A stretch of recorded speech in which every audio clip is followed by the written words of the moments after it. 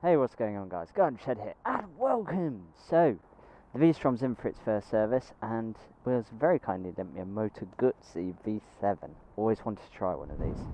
I've literally ridden it round the corner to fill up with petrol. I tried to adjust the mirror, but well, that didn't go overly well. Yeah, basically 744cc, about 52 horsepower. So, we'll get it started. And we'll get cracking. Now, I am going to apologise about wind noise, etc. Like I said, I've been lent this bike.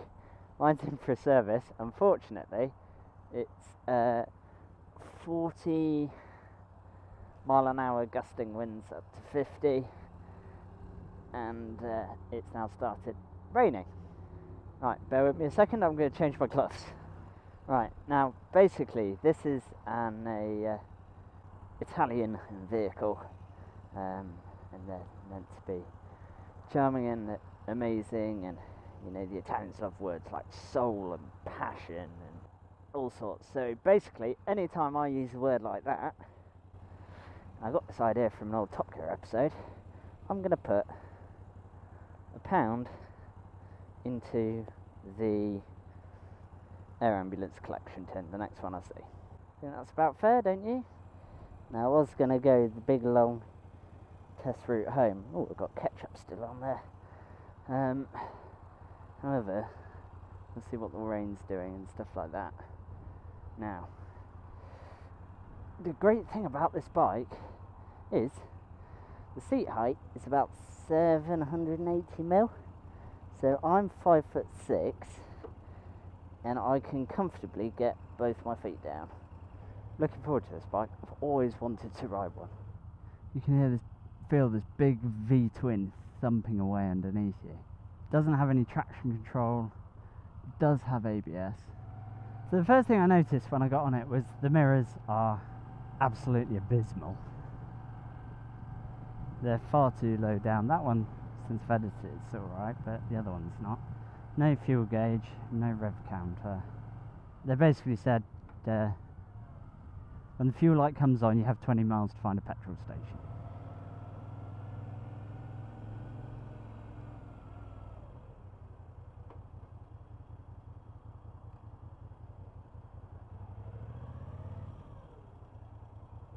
Let's go help a biker.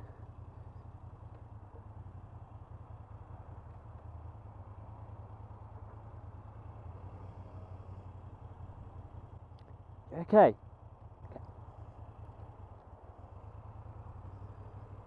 These are all alright.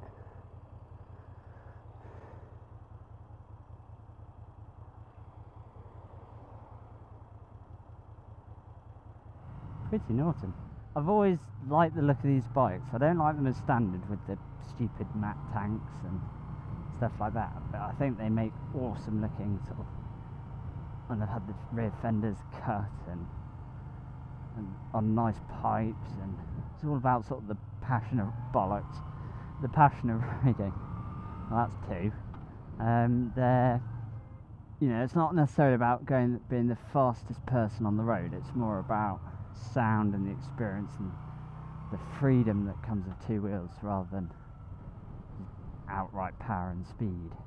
Yeah, it just takes a little bit of neutral, takes a little bit of finding, but you know, around here, you're doing all right. Neutral, because the gearbox I think is so slick, neutral's so hard to find, but you know, you get a sort of reassuring clunk when it goes into gear. The gear levers are lovely. They're really soft and supple. And it's the first time I've ridden a shaft drive bike as well. Perfectly nice enough. Right, let's hear this whine. Oh, it has a rev line limiter. Trip 1 mode, trip 2 time. Go on that. Average MPH, average fuel. Oh, it's averaging 60 miles to the gallon. The 60 we're doing, Jesus, 91 to the gallon. Okay, temperature, clock. Don't know what that is. Not much turbulence considering the conditions I'm riding in. I'm guessing it's getting quite windy for you guys because it's sure as hell is windy for me. I don't like this not having a rev gauge though. Now, I don't think the indicators are overly good either. I mean, the lights are fine, the switch gear to cancel it just isn't very good. Oh, it does have a gear indicator, but it only registers when the throttle's all the way out. Okay, so if it's on odometer, so you don't have a gear indicator, that's why I couldn't see it. I mean, it's great that it's got, you know, air temperature and stuff like that. I think it could, even if it was just a digital rev counter, that'd be really useful. It's nice and comfy, the seat's nice and comfy, my legs are just under 90 degrees, not too lent forward, straight arms, very straight arms actually. I feel like it should be more like that, but no, it's a nice riding position. Brakes I wouldn't say are anything overly special, they're just, they work. Very torquey little motor. It's got enough power. It's not going to set your world on fire. The seat is lovely and comfy. There's no vibration through the pegs, there's some through the bars. Because of the wind blast, it's forcing you back upright. You're sort of having to hang on to it. Granted, as I said earlier in the video, the wind today is at the extreme. I think if you were touring, you'd definitely want something to relieve that wind blast. I wouldn't want one as my everyday bike, but as a doesn't feel as fast as my V-Strom. Feels like it's geared much closer together. This is very much a bike that is just happy plodding along. I have to say, I mean, like now we've got, well, 40-mile-an-hour crosswinds. It's getting that way if you look at the trees. And it's not unstable. I'm not feeling like I have to lean into it or anything like that. It just feels perfectly happy. Perfectly planted. I'm sure if this was a sunny day with a calm breeze, I would be loving this bike. But, I mean, look at those trees. They're just getting hammered. Changes direction lovely and easily. It's just a really nice bike. It's a bit rough around the edges. I wouldn't say it feels particularly refined with a bike like that. You want something with a little bit of character. You don't want it to be perfect in every way. And we were having a conversation about this last night at dinner actually, about driving older cars compared to new ones. And old ones just have character. Yeah, they're not as fast, they're not as comfortable. I mean, I can't fault the fuel economy. I tell you what, my perceptions since getting on this road have completely changed. I've found what this bike is for. It's for B-road blasting and having a hell of a lot of noise while you're doing it.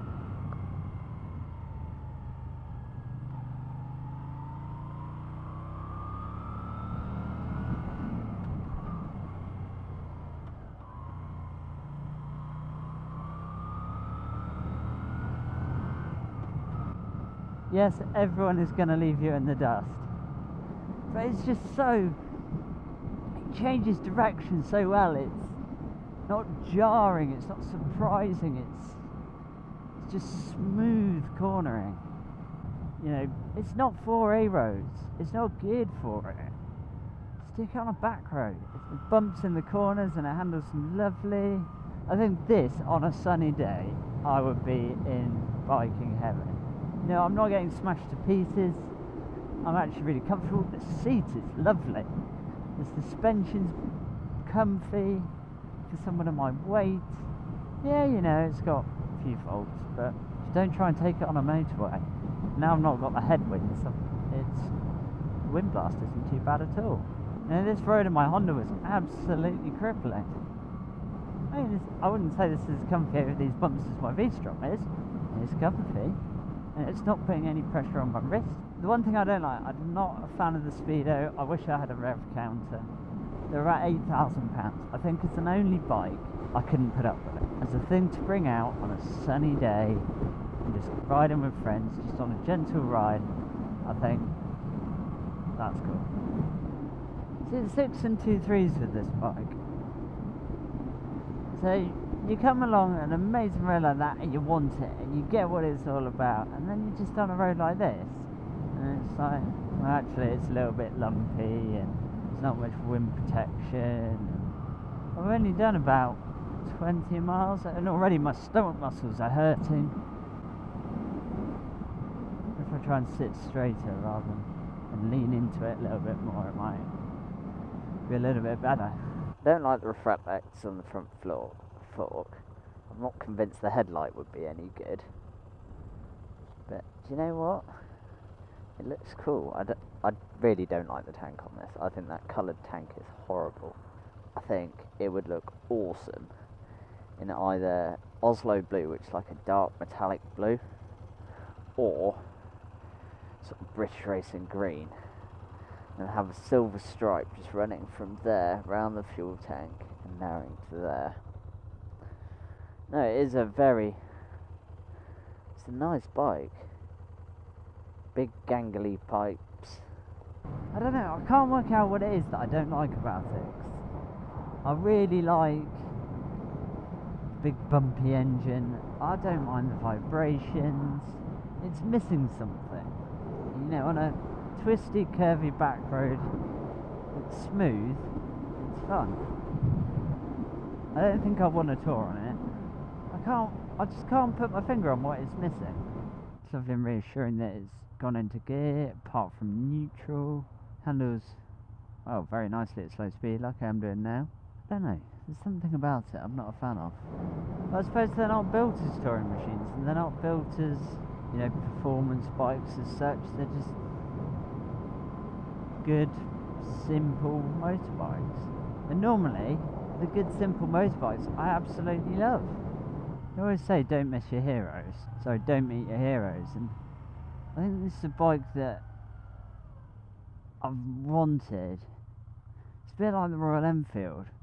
You know, you have certain preconceptions of just riding along and enjoying things, and, you know, big throaty soundtrack and just cruising mile after mile along some tropical country, and just, I think that's the problem.